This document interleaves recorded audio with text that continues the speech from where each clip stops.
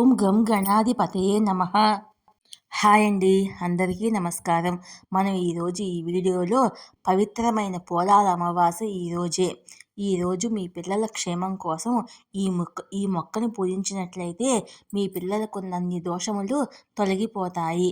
ఈ వీడియో కనుక మీకు నచ్చినట్లయితే లైక్ చేయండి, షేర్ చేయండి, సబ్స్క్రైబ్ చేసుకోండి. ఈ వీడియో లాస్ట్ వరకు స్కిప్ చేయకుండా చూడండి.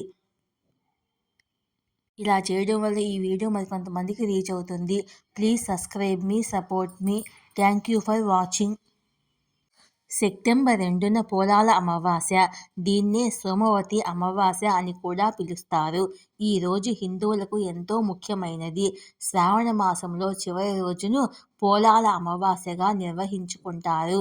ఈ రోజును ఎలా పూజించాలో ఈరోజు మనం ఈ వీడియోలో తెలుసుకుందాం.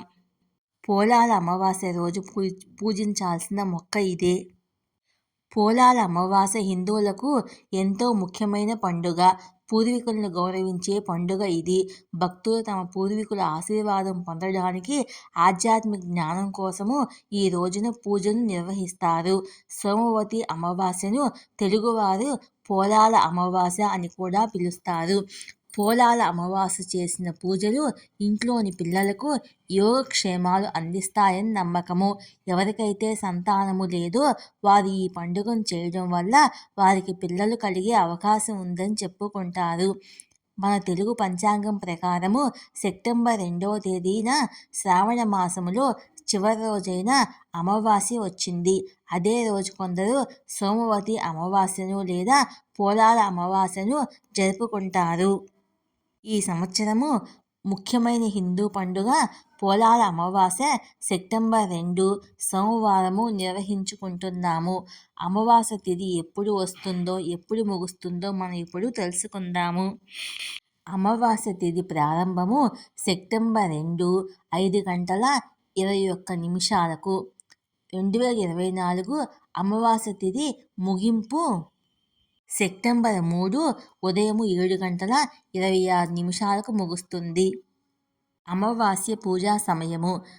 అమావాస్య తిథి ఉదయాన్నే మొదలవుతుంది కాబట్టి తెల్లవారుజామునే లేచి తలస్నానాలు చేసి పూజకు సిద్ధమవ్వాలి. ఈ రోజున ఉదయం 6:09 నుంచి 7:46 వరకు పూజ చేసుకోవాలి. ఈ అమావాస్య సోమవారము పడింది కనుక దీన్ని చాలా చోట్ల సోమవతి అమావాస్యగా పిలుస్తారు. పోలాల అమావాస్య పూజ ఇలా చేయండి. ఉదయాన్నే లేచి ముందు స్నానం చేయడం ద్వారా మీ రోజును ప్రారంభించండి. మీ పూర్వీకుల గౌరవార్థము పూజ గదిలో దీపం వెలిగించడానికి దేశీయ నెయ్యిని ఉపయోగించండి. ఈ రోజున సాత్విక వంటలను తయారు చేయండి. ఇంట్లో పితృతర్పణం చేయడానికి పూజారి లేదా బ్రాహ్మణ్ణి ఆహ్వానించండి.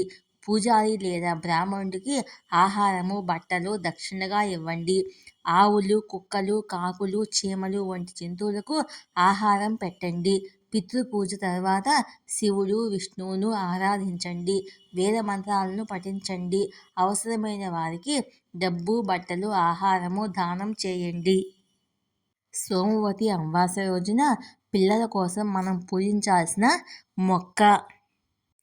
మీ పిల్లల యోగక్షేమాల కోసము లేదా సంతానం కోసము శ్రావణ మాసంలో చివరి రోజైన పోలాల అమావాస్య రోజు కంద మొక్కను పూజించాలి.